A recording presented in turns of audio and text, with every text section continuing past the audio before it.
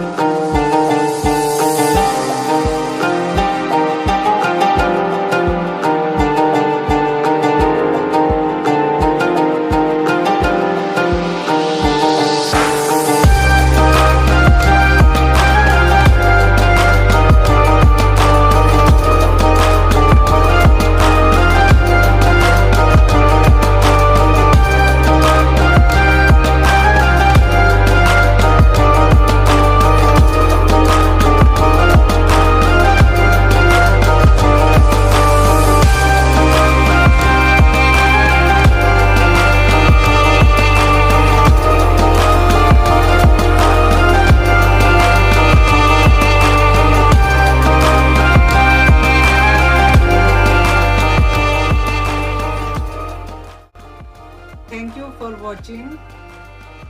Please like, share, subscribe.